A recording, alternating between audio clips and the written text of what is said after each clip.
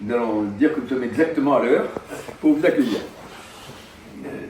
Et ma joie est donc grande de vous accueillir ce matin dans cette belle salle des mariages de Josselin, à l'occasion de notre Assemblée Générale. Je voudrais d'abord saluer et remercier notre hôte, Nicolas Jagoudet, mon ami, s'il le permet, conseiller, alors j'allais dire conseiller général, mais non, maintenant, je suis d'ancienne école, moi, conseiller départemental et maire de Josselin, qui préside aux destinées de cette jolie cité médiévale et historique. Merci Nicolas pour ton accueil, merci également pour le café qui nous a été offert. Je sais que tu as d'autres obligations tout à l'heure et que tu dois nous quitter précisément. Donc je vais te passer la parole tout de suite pour pouvoir nous dire un petit mot d'accueil si tu le veux bien.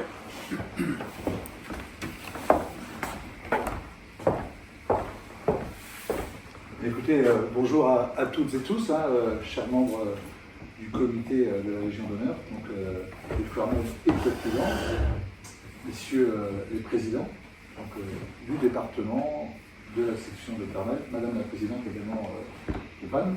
Voilà, soyez les bienvenus à Josselin et je suis extrêmement heureux, c'est sincère, de vous accueillir ici dans notre belle salle du conseil municipal et dans cette belle mairie.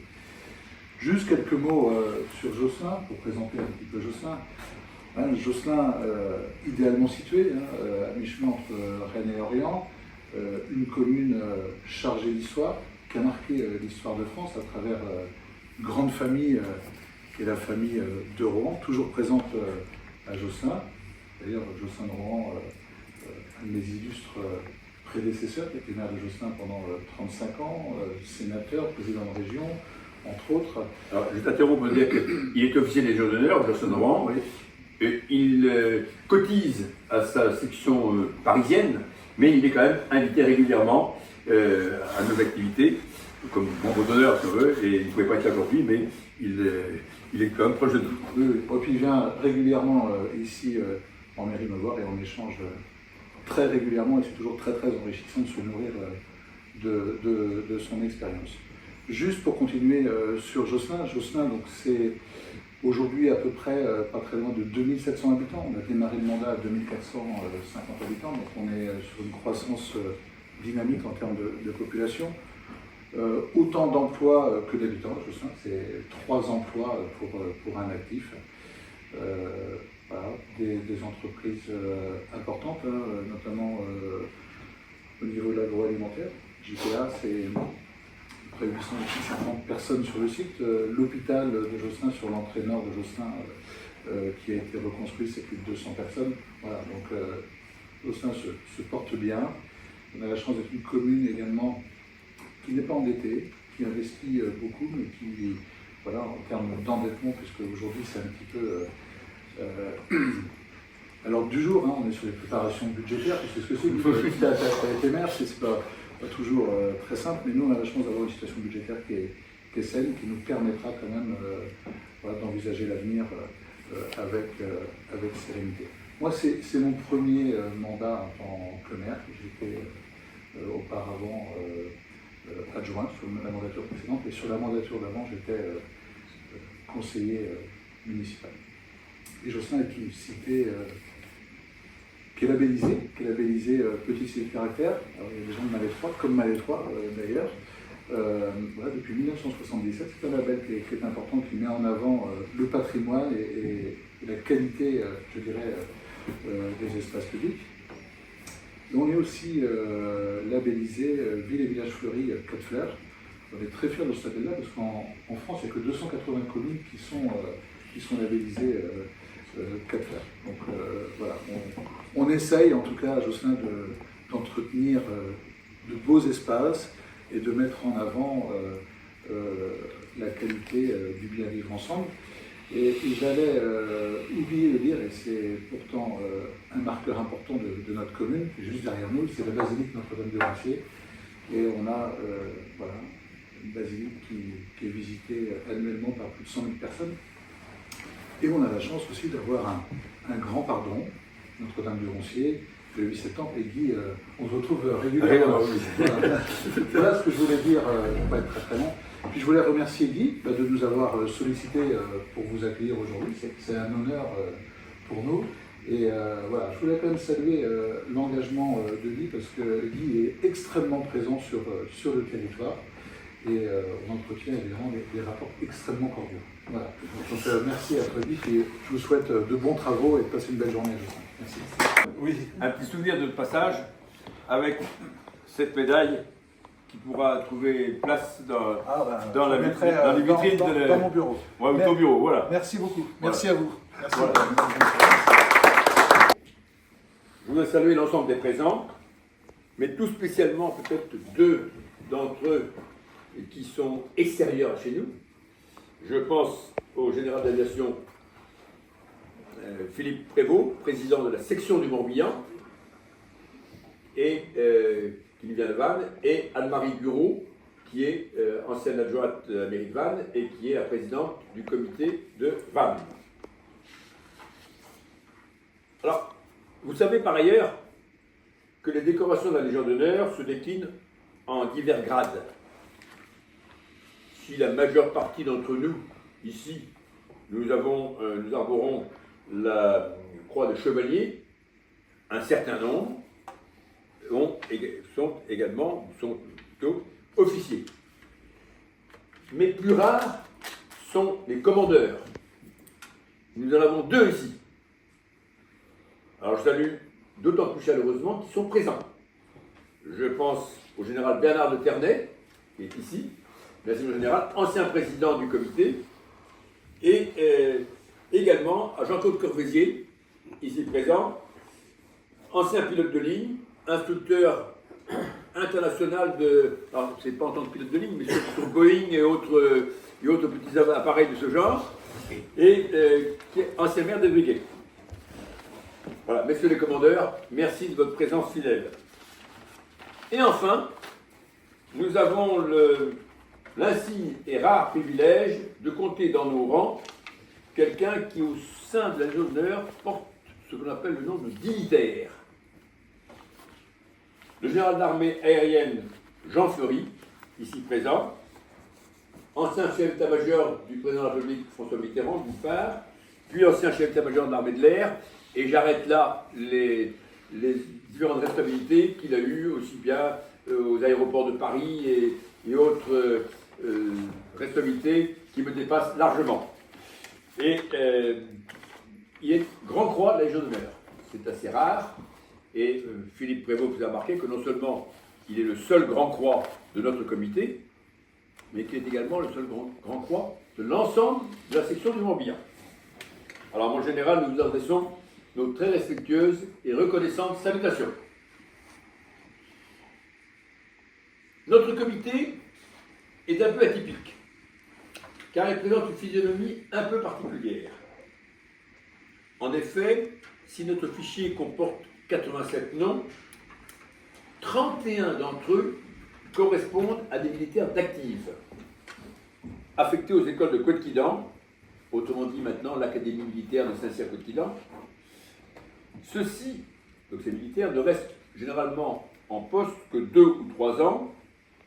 Ils ne sont pas toujours adhérents chez nous, encore inscrits dans leur garnison précédente, ou pour beaucoup inscrits dans leur maison familiale personnelle, qui leur évite de changer d'affectation à chaque fois. Et bonhomme en an, ils sont aux environs de trentaine, ce que je disais cette année, ils sont 31. Alors certes, d'autres comités ont aussi sur le territoire des unités militaires. Je pense par exemple à Vannes. Mais il s'agit souvent de régiments. Et dans un régiment, il y a 4, 5, peut-être 6, il y a moins d'une dizaine de titulaires de la Légion d'honneur, habituellement. Et quand je prends le cas de Vannes, par exemple, qui a un comité beaucoup plus gros que l'autre, une dizaine peut-être de militaires d'actifs, sur un comité très important, vous êtes combien à Vannes? À Vannes même? Oui, mais le comité de Vannes. Oui, 214. 200, oui, voilà. Une dizaine d'officiers d'actifs sur près de 200 personnes, ça ne déséquilibre pas, si je peux dire, l'ensemble. Chez nous, effectivement, c'est une chose importante. Et la promotion est importante. C'est une spécificité locale dont nous sommes très fiers. Et c'est d'ailleurs en reconnaissance de cette spécificité que le commandant second d'académie, donc le colonel ou général adjoint des écoles, est vice-président de droit de notre comité. Et pour bien prendre en compte l'importance des écoles dans notre comité. Et c'est d'autant plus justifié que non seulement les titulaires, je le disais, de la Légion d'honneur sont nombreux aux écoles, tous les ans, mais aussi parce que les deux principaux fleurons de ces écoles, à savoir l'école spéciale militaire de Saint-Cyr, de l'ESM, ou le MIA, l'école militaire interarmes, sont, chacun se concerne, personnellement titulaires de la Légion d'honneur. Donc, non seulement il y a des membres individuels, mais les écoles comme telles sont légionnaires. Alors, nous ne sommes pas très nombreux aujourd'hui. Nous sommes une vingtaine, en comptant les accompagnateurs ou conjoints. La date de cette Assemblée générale n'est peut-être pas idéale. Parmi les dates envisagées, c'est celle qui avait reçu la préférence du commandement de l'Académie militaire et qui avait été arrêtée en lien et en accord avec le G2, notre vice-président, car c'est une date qui n'offrait pas de contraintes pour les écoles. Nous étions au mois de décembre. Et depuis, de l'eau a coulé sous les ponts, si je peux dire, et c'est vrai d'ailleurs qu'il y a vraiment eu de l'eau qui a coulé sous les ponts. Bon.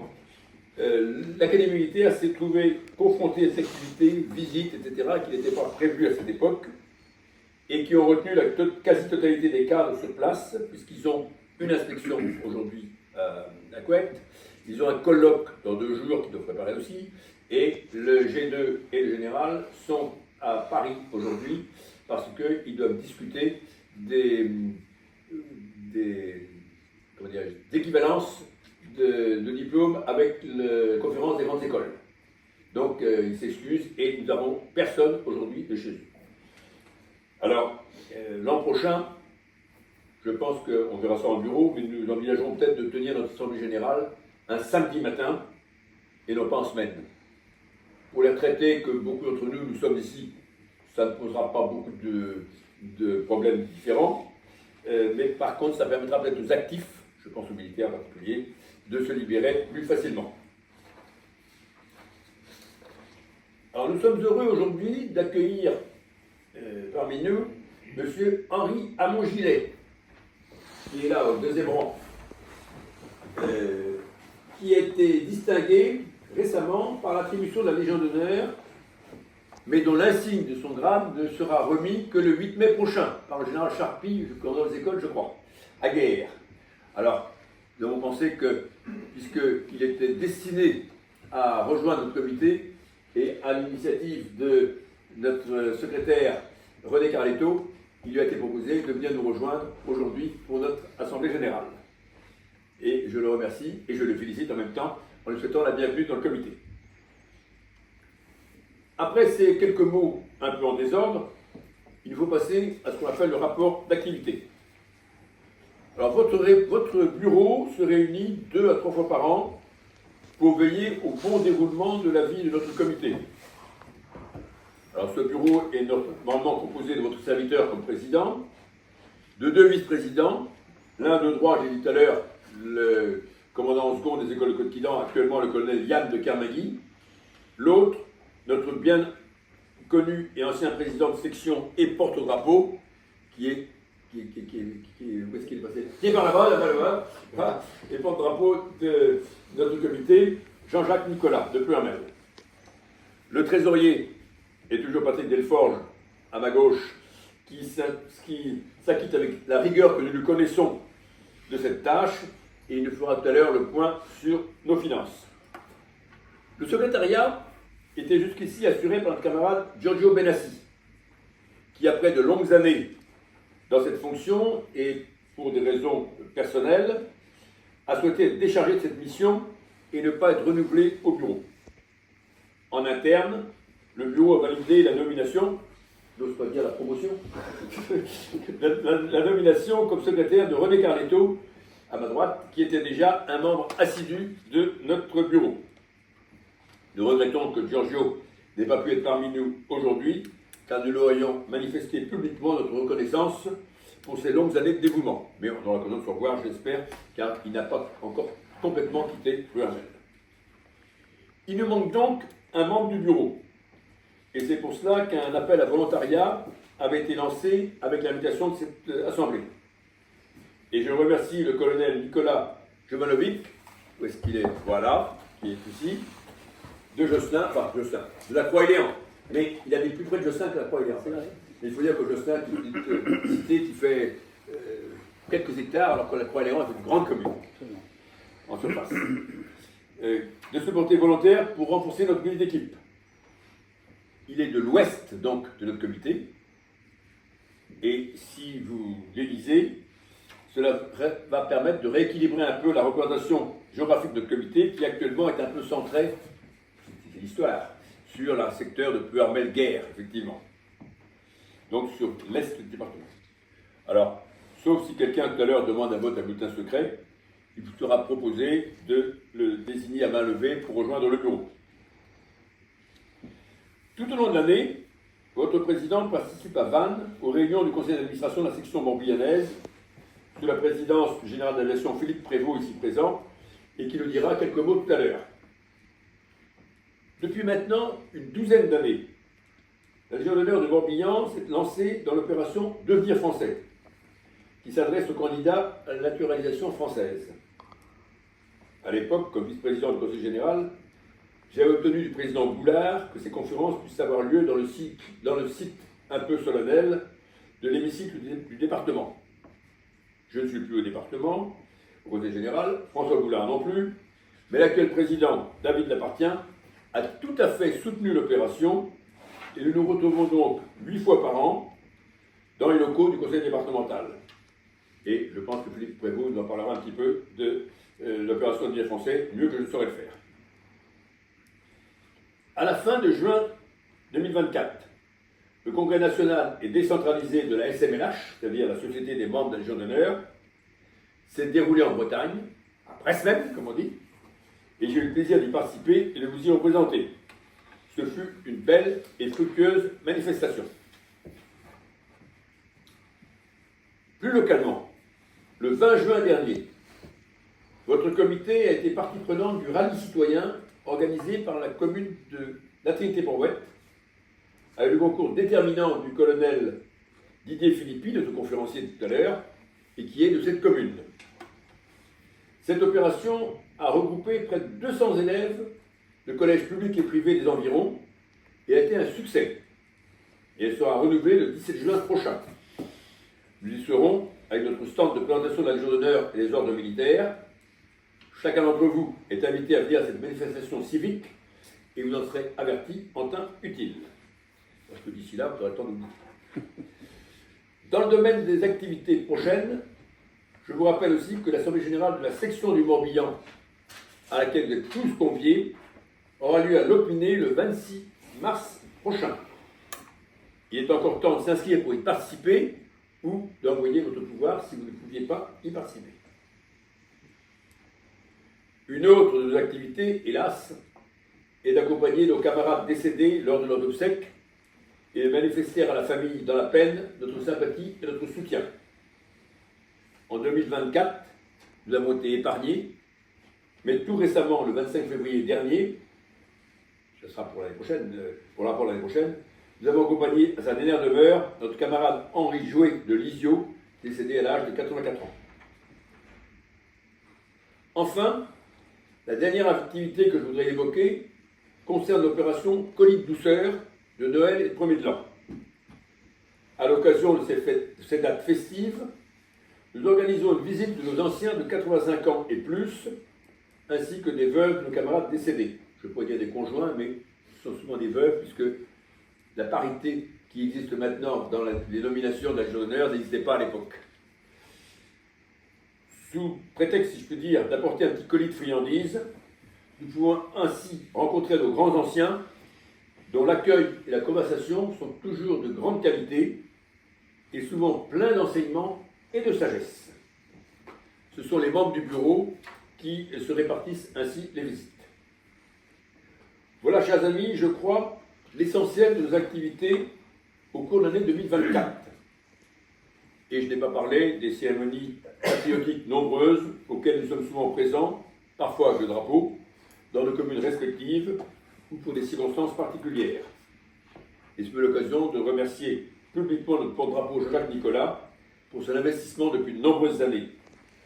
Il contribue ainsi au rayonnement de notre comité lui-même, mais surtout de la Légion d'honneur à proprement parler.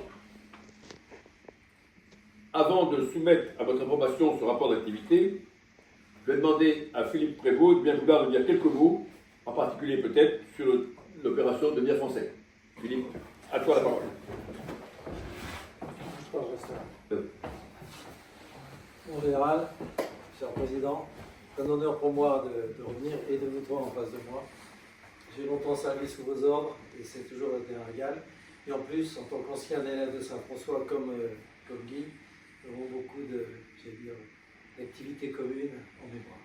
Merci de votre présence aujourd'hui. Et c'est toujours un plaisir de vous retrouver. Et j'espère, comme la plupart d'entre vous, vous retrouver, si possible, à l'Aubinet le 26 mars.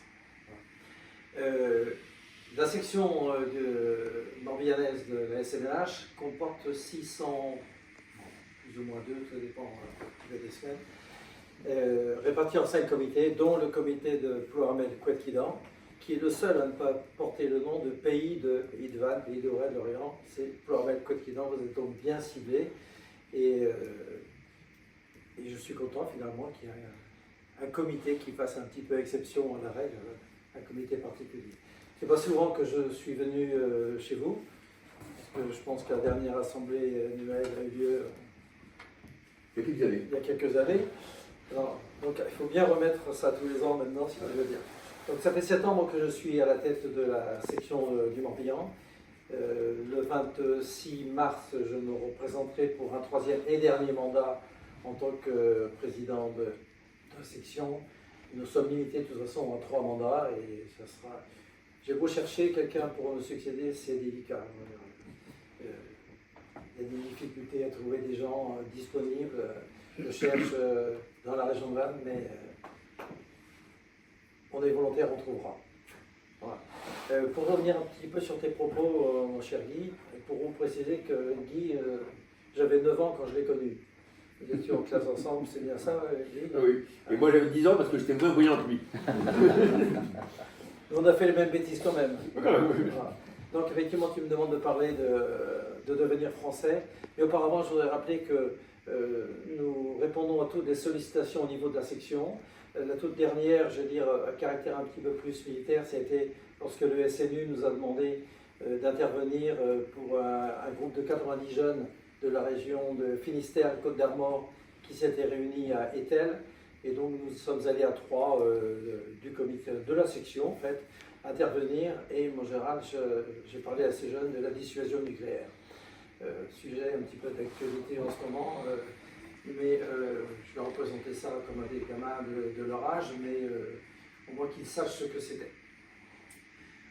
Nous faisons également, et Anne-Marie on est un des moteurs aussi, un avenir ensemble. C'est notre ami Kissinel du comité de l'Orient qui a dit ça, c'est-à-dire de trouver des parrainages de membres de l'ONM ou de membres de la Légion d'honneur vis-à-vis de jeunes qui, à partir de la seconde et jusqu'à leurs études supérieures, seront encadrés. Jusqu'à l'entrée dans la vie active. Jusqu'à l'entrée dans la vie active.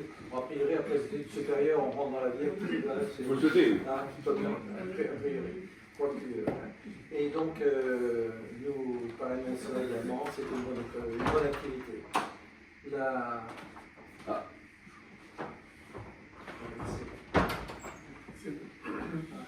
Donc l'activité de devenir français dont tu as parlé est une activité que nous conduisons maintenant depuis 12 ans à la section morbihannaise.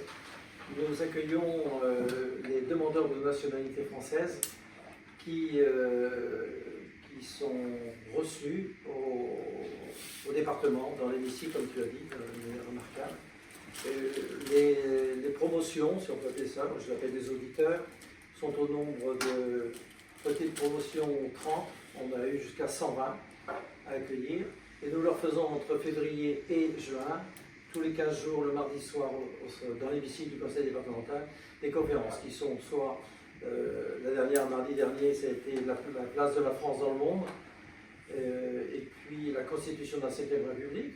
Nous leur proposons l'histoire de la France avant Révolution, après Révolution. Nous leur parlons des partis politiques, des syndicats, des collectivités locales, la justice, la défense, les droits et devoirs du citoyen, les droits de la femme en France, et autant, pardon, les beaux-arts, puisque c'est toi qui fais cet exposé. Et je dois avouer que ce sont des soirées qui sont très intéressantes, aussi bien pour les auditeurs que pour nous, membres de la section qui les encadrent. Et chacune de ces soirées se termine autour d'un petit verre, Coca-Cola, de jus d'orange, qui est très apprécié de tout le monde d'ailleurs, parce que les auditeurs qui n'ont pas toujours eu l'occasion, mais ne sont pas déclarés pour poser une question pendant les conférences, et bien au moment de ce petit rafraîchissement, ils viennent discuter, et c'est franchement des moments très agréables.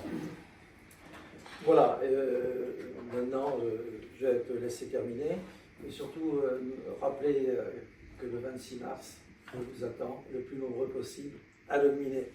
Voilà.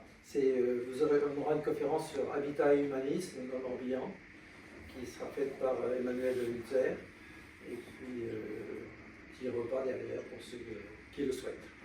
Merci, cher Président. Voilà. Ben, merci mon général, merci monsieur le Président, merci nos chers camarades. Voilà. Alors, merci. Je vais donc soumettre maintenant ce rapport d'activité à votre approbation. Est-ce que quelqu'un demande un vote à bulletin secret? Bon, je ne vois personne qui lève la main, et je baisse les yeux tout de suite pour être sûr de ne voir personne. Bon, de nombreux pouvoirs, on a une dizaine qui nous sont parvenus, d'adhérents qui ne pouvaient pas se rendre disponibles, mais dans le cadre d'un vote à bulletin main levée, il n'y a pas lieu de les prendre en compte. Que leurs expéditeurs soient néanmoins remerciés de leur envoi qui prouve l'intérêt qu'ils portent à la vie de notre comité. Alors, sur ce rapport d'activité, qui est contre? Qui s'abstient? Qui est pour? Je vous remercie. Il va être temps maintenant peut-être de donner la parole à notre trésorier Patrick Delforge pour un point sur les finances. Alors, il m'a dit qu'il en avait pour 2h30 à commenter. Pardon, 2 minutes et demie, pardon. 2 secondes. Bon. Cette communication n'appellera pas de vote d'approbation, puisque, il le dira peut-être, nous n'avons pas d'identité financière dans ce comité.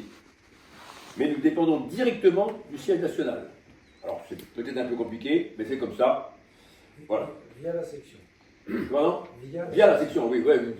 Bon, là, Moi, je connais que la section. je m'y perds un peu, moi, mais c'est pas grave. Donc, il vous sera donc simplement demander un don acte. Patrick, à toi. Bonjour mesdames, bonjour messieurs. Je vais être très bref, parce que je vais être aussi bref que les finances du comité sont maigres. Je vais vous donner un exemple. On a commencé l'année au 31 décembre 2024 avec 162 € et 24 centimes, et on l'a fini avec 17,80 €. Comment ça fonctionne? En bref, le comité, à travers de Guy, a des obligations, des actions à mener, et ces actions, parfois, assez souvent même, il faut les financer. Donc c'est anticipé, et on se téléphone, c'est possible, c'est pas possible, parce que justement, on n'a pas trop de finances. Donc on prend toujours des délais, parce qu'on va demander le complément à la section. Via la section. Voilà, via la section. Ah, la section. Voilà. Oui. C'est juste, j'en suis maintenant avec le stylo, le papier, et faire mon addition ou ma soustraction sur un bout de papier pour dire à Guy, bon, ça passe pas. Il faut que tu demandes, il faut que tu ne demandes pas.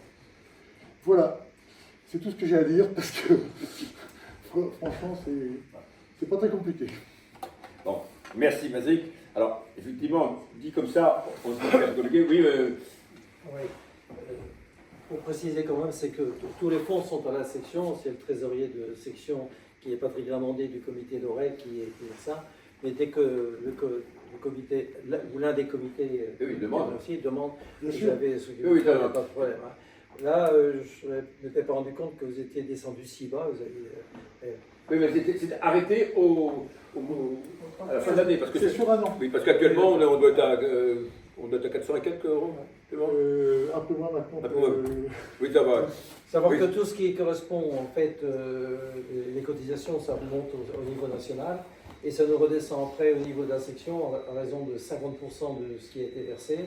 Et après, il y a une répartition qui se fait sur Voilà. proposition du trésorier avec l'accord effectivement du président vers les différents comités. Hein. Mais quand il y a besoin... Oui, non, c'est pour ça que nous ne pleurons pas. Non, S'il faut acheter une calculatrice, Voilà. on l'achète Nous n'avons pas besoin de thésauriser. j'en ai une. Donc, nous n'avons pas besoin de thésauriser et d'avoir des réserves qui ne servent à rien. Ouais. Quand il y a besoin, on le demande, mais comme le dit Patrick, effectivement, il faut anticiper un petit peu. Et si on a une activité particulière qui demande un peu de financement, et bien à ce moment-là, on en rencontre à la section et on n'a pas de problème pour être alimenté. On n'est pas si riche que ça non plus, mais, Non, mais quand on voilà. Ceci dit, si vous permettez, mon général, Ouais. j'ai d'excellentes relations avec Patrick Noël. Ouais. Je lui téléphone, je lui envoie un mail, il comprend très bien. Et même si la voie hiérarchique n'est pas respectée, c'est-à-dire passant, il comprend vite, il Ouais. fait face à l'urgence. Il est bougon, Oui, oui, il fait très bien efficace. le boulot. Ah ben, Voilà. justement pas. Justement pas. Ah oui, toi, voilà. Justement pas. Bon. Donc, je vais solliciter auprès de vous le DOAT précédemment évoqué. Qui refuse ce DOAT? Qui s'abstient? Qui donne le DOAT? Je vous remercie. Alors, si vous le voulez bien, nous allons maintenant pouvoir passer au rapport moral. Mais comme certains éléments ont déjà été abordés dans le rapport d'activité, car tout se tient un petit peu, mon propos va être assez bref. Recevoir la Légion d'honneur n'est pas une fin en soi. Certes, c'est le témoignage officiel de la nation des mérites divers qui, à un titre ou à un autre, nous ont été reconnus. Mais notre réception dans cet ordre prestigieux est aussi et surtout une incitation à servir ou à continuer de servir notre pays, chacun selon ses possibilités. Nous devons continuer, et c'est le cas pour beaucoup d'entre nous, à être actifs au sein de la nation en investissant au niveau local, ou plus haut encore, je pense en particulier à des activités comme celle de notre camarade Patrick Le Breton, qui est vice-président national du don du sang, ce qui est assez important quand même, et dans différentes actions et activités. Et nous contribuerons ainsi à faire indirectement connaître et rayonner notre association nationale, la SMLH. Pour rayonner et faire rayonner les valeurs qui nous ont valu cette haute distinction, qui, je le rappelle, est la plus haute dans la hiérarchie des décorations françaises, la SMLH a besoin de ses membres. Et j'ajoute, et de ses cotisations, et de leurs cotisations. La SMLH ne reçoit aucune subvention directe de quiconque, et ses seules ressources sont nos cotisations. Il importe donc que les titulaires de la Légion d'honneur soient nombreux à adhérer à la SMLH. Alors, je ne sais pas exactement qui d'entre vous est adhérent ou non à la SMLH. Je considère, alors je sais bien, je suis un peu en porte-à-faux avec la doctrine officielle du siège, et j'espère que mon président de section ne va pas les cafeter. Je considère qu'à partir du moment où vous êtes décoré, vous pouvez faire partie du comité. C'est pour cela que vous êtes tous informés des activités du comité et êtes conviés à ces manifestations. De la même manière, lors d'un décès, je ne me pose pas la question de savoir si le défunt était ou non adhérent, et dans la mesure du possible, et sauf avis contraire de la famille, nous faisons en sorte d'être présents avec le drapeau. Ce drapeau est là, en effet, me semble-t-il, non pas tant pour honorer le cotisant ou l'adhérent à la SMLH, mais bien pour honorer le décoré de la Légion d'honneur. Par contre, la palme de la SMLH, la palme de bronze destiné à être déposé sur la pierre tombale ne sera donné à la famille que si le défunt est effectivement membre de la SMLH. Je fais un petit distinguo entre le drapeau, qui est la représentation officielle de la Légion d'honneur, et la palme, qui est, j'allais dire, pas un cadeau, mais une attribution faite par la SMLH. Ceci étant, chers amis, je ne saurais trop vous recommander d'adhérer à la SMLH et de vous acquitter régulièrement de votre cotisation. Cela permettra de faire rayonner notre société et de l'appuyer dans ses actions, tout en renforçant notre comité, puisque, Philippe l'a dit tout à l'heure, 50% de vos cotisations revient à la section, et donc indirectement, ou directement selon les cas, au comité. Cela permettra également de soulager votre portefeuille peut-être, mais aussi votre conscience, et ça permettra enfin de me remettre en conformité avec l'orthodoxie des règlements de la SMLH. Alors, avant de soumettre ce rapport moral, vous voyez qu'il a été assez court, à votre jugement, je vous pose une question. Est-ce qu'il y a des questions des uns ou des autres, ou des explications? Non pas. Donc, je vais donc soumettre ce rapport à vos suffrages en y incluant le renouvellement du bureau avec l'élection de notre camarade Nicolas Jovanovic en son sein. Peut-être Nicolas va-t-il dire un petit mot pour se présenter? Oui.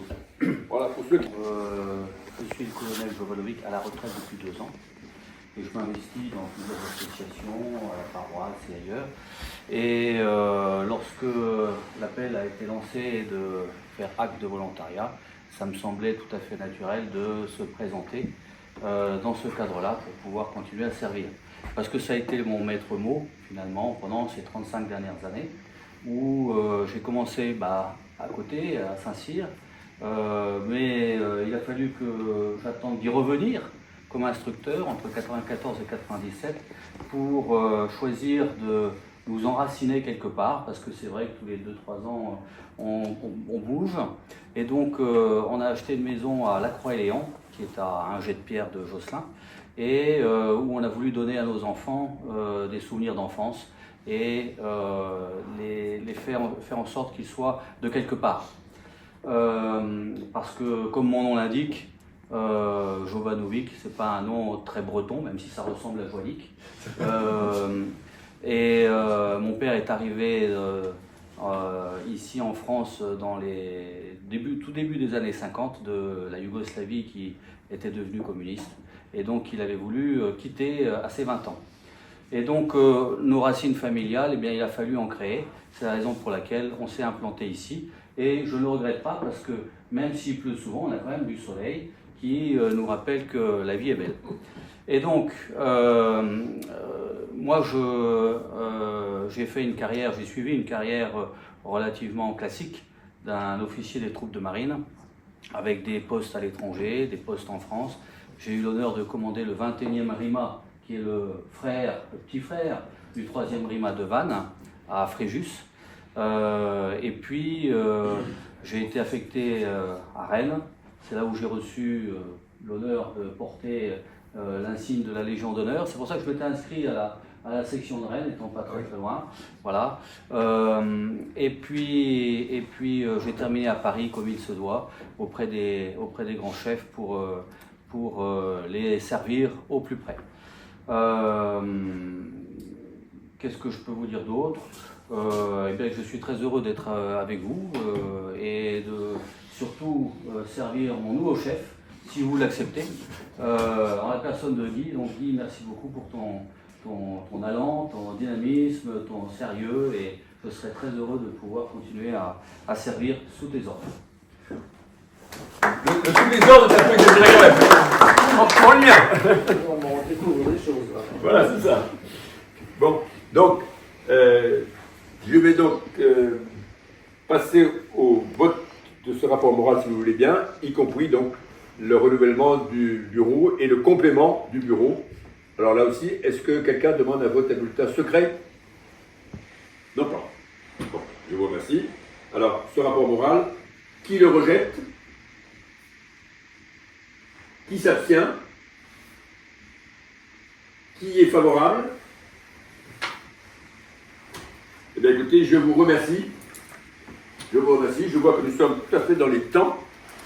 Et ça va me permettre de donner la parole maintenant à celui que vous attendez, qui est là-bas, le lieutenant-colonel Didier Philippi, ancien commandant en second du 3e de marine à Vannes, puis DMD dans divers départements, et historien essentiellement des affaires militaires, auteur d'un livre sur le commando Guillaume, et écoutez, frappe, non? Observe le frappe. Observe le frappe, je n'étais pas très loin. Le frappe, qui a collaboré aussi à un livre sur l'histoire de l'uniforme militaire. Oui, je fais quelques ouvrages, oui. J'ai Voilà. collaboré. Bon, bah, il va pouvoir nous le dire avant de nous plonger dans cette tragédie de Dendensou.